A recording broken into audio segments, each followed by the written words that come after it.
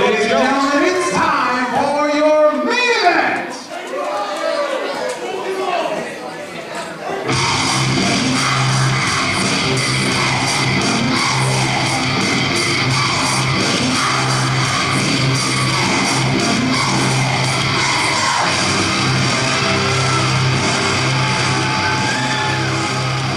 Holding the conscience, if you will, of one mind eraser, Mike Grassa, former Triple Crown champion, the showman, former best friend of Mike Grassa. He's wearing his coat, as you can see, just ever so poking the bear, ever so slyly taunting his adversary, really looking to get into what's left of the mind of Mike Grassa.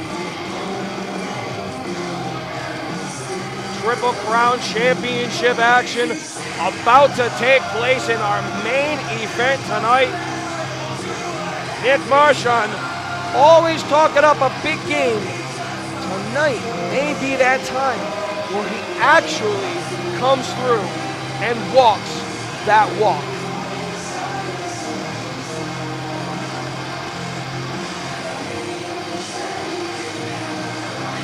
Doesn't want to be known as an athlete. Doesn't want to be known as just a mere wrestler. As far as he's concerned, he is bigger than anything or anyone in our promotion. He's gone on record to say that several times.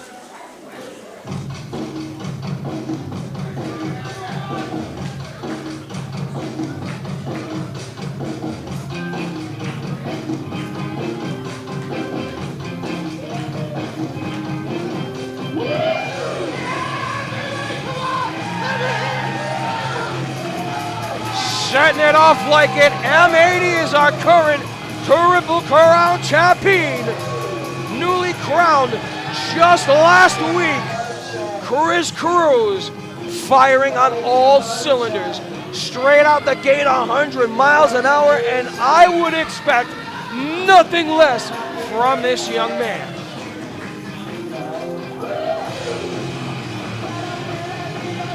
Marchand wisely makes his way outside of the ring.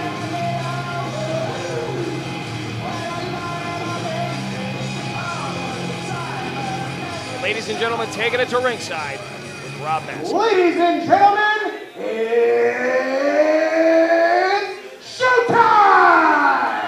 This contest, scheduled for one fall, is for the RWA Triple Crown Championship. Introducing first, the challenger, wrestling out of the corner to my right. He stands at 5'7" tall, weighing in tonight at 207 pounds. He is the showman, Nick Marchand.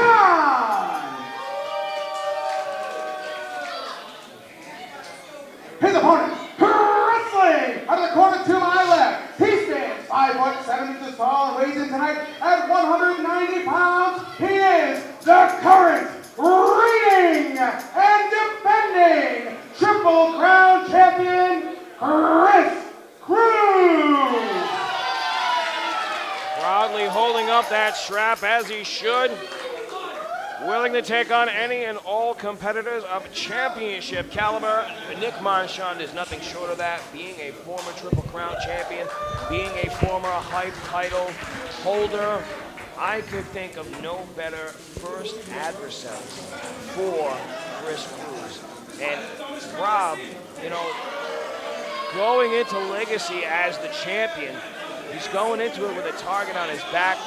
Some would even say that the deck is being stacked against him as we are weeding in the strongest potential competitors with our tournament, with our invitational tournament. I mean, 100% agree with you, because not only do we have the invitational tournament, Chris Cruz has said that he will be a fighting champion, which means in May at RWA Dynasty, there will be a Triple Crown Championship match with Chris Cruz, who his opponent has not been announced yet. He has to get past this match here against Nick Marchand. But, you know, I would assume that if Nick Marchand wins here tonight, he came out with Mike Ross's gear, but if he wins tonight, Marchand is gonna hold on to that title as long and as much as he can, he will not be the same type of defending champion as Chris Cruz, who has been longing for this title reign, would be.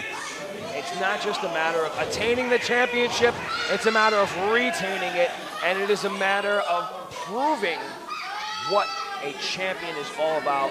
Chris Cruz has had the heart of and the makeup of a champion for many years now. Some would say it's been a long time coming, and here he is, all business, all systems go. My first show in the RWA was in December. Well, excuse me, my first big show in the RWA was in December of 2012, and one member of Rossi and Company was Chris Cruz, who was in that main event for the Triple Crown Championship at the Thanksgiving Throwdown. That was Christmas Chaos that year.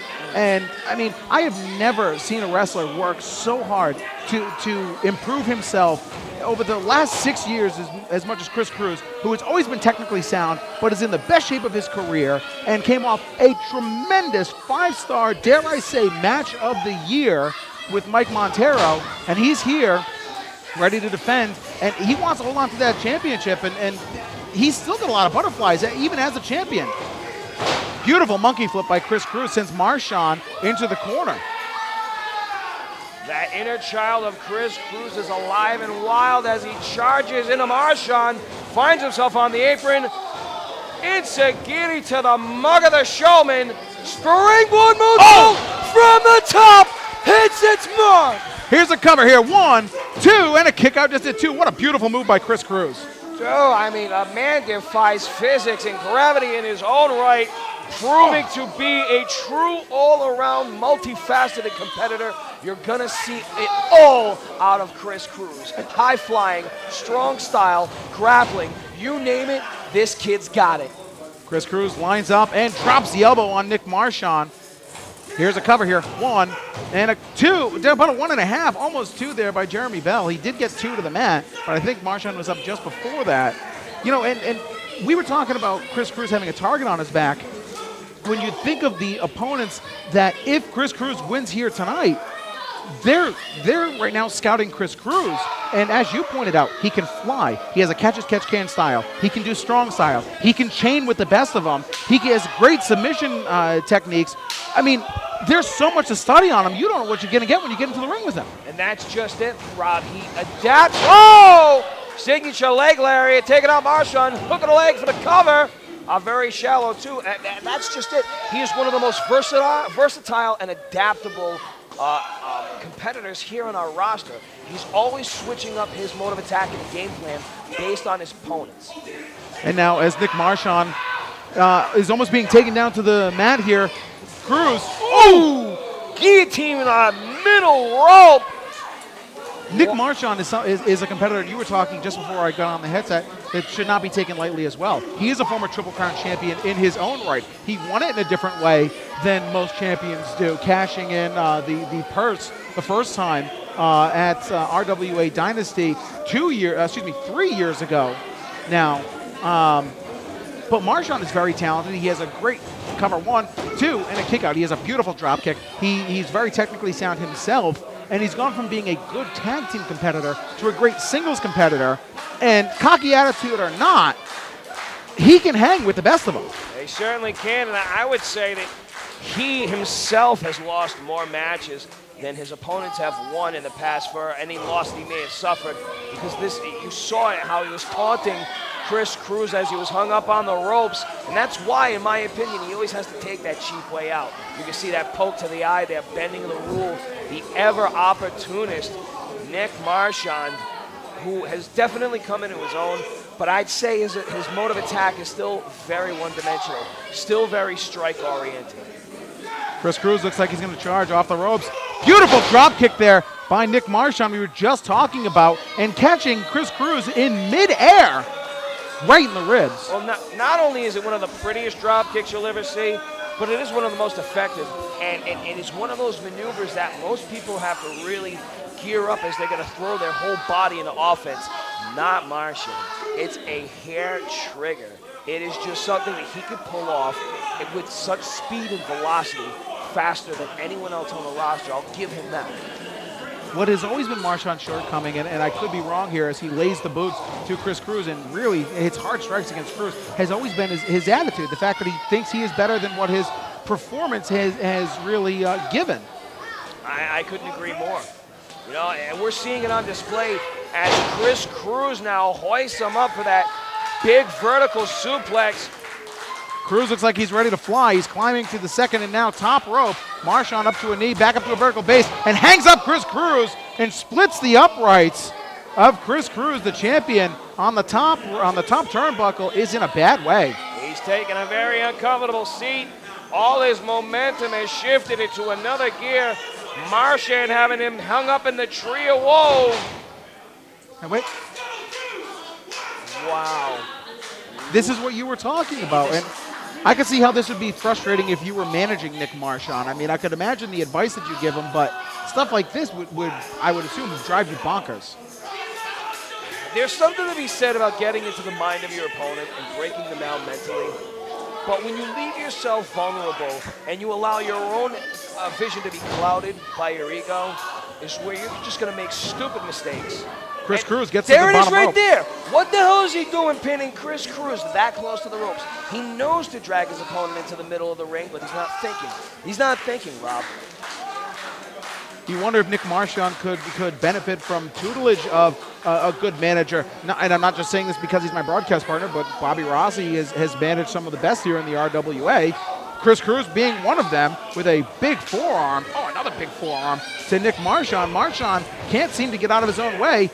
Tilt-a-whirl, and Chris Cruz works out of it, trying to get into that armbar again, and now has an abdominal stretch and a beautiful one center of the ring. And you can see he's adding extra pressure by pushing down on one side of the hips. Now he's digging the elbow in as he's really ripping the torque on the arm, just completely exploiting that entire rib cage by Marchand. He's trying to get some sort of a hold on maybe his kneecap, trying to shift momentum. Backslide for the cover. 1, 2, and Marchand was able to roll out using his weight against him and back into the abdominal stretch. And this is what we were talking about early in this match. Chris Cruz is so dangerous. He can beat you in so many ways, and he knows hold, counter hold. And he really is just so talented. And if you've noticed, Rob, and I'm sure you have, I'm just going to point it out to our viewers from home, Chris Cruz has readjusted his mode 3 different times in this matchup thus far. Have you noticed? Yeah, he went from being a lot more speed, catch-as-catch-can style. Then he went strong style with a lot of the hard strikes. Now he's going complete grappler and going hold for hold. Dangerous wrestler, and that's why right now he's the champion. One of the many weapons of his arsenal on display in this main event here tonight. Both men are extremely gassed as we've seen 8 minutes of intense, furious action between both of them. And now you can see they're starting to respond to the referee's standing count. Chris Cruz looking to grab a hold on one of the ropes. Marchand may just make it to his feet first. Champion's advantage if Chris Cruz gets counted out. He does not lose his title in a countout. Pinfall and submission only here. Cruz charges in, eats a whole lot of boot. Marchand now launches himself up the rope, dropped down by the current champion. Big kick there by Nick Marchand. Cruz is dazed, goes for a shot on his own. Cruz again dazed on his feet. Marchand follows up with a forearm of his own. Cruz trading shots back and forth, going really strong. And now Cruz looks like he's going to set up. And could it be going for that vertical suplex again? Marchand blocks a second attempt. Cruz using the strikes and a big chop to try to wear Nick Marchand down. Handful of hair by the showman, slows down and stops Chris Cruz in his tracks. And again, he's wasting valuable time. Tries to hook Cruz in, and he does. Picks him up, no, Chris Cruz escapes. Big crescent kick by Chris Cruz, dazes Nick Marchand. Marchand out, Cruz going for another vertical suplex, and plants. Here's the cover, 1, 2, and almost 3. 2.9. Jeremy Bell within a centimeter's reach of hitting the canvas. I was watching intensely. Chris Cruz was so very close to retaining in this championship title defense. What a beautiful falcon arrow there by Chris Cruz as he charges, and Marchand ducks under. Chris Cruz is able to catch himself. Marchand looking for a powerbomb, but Cruz laying in the shots once again.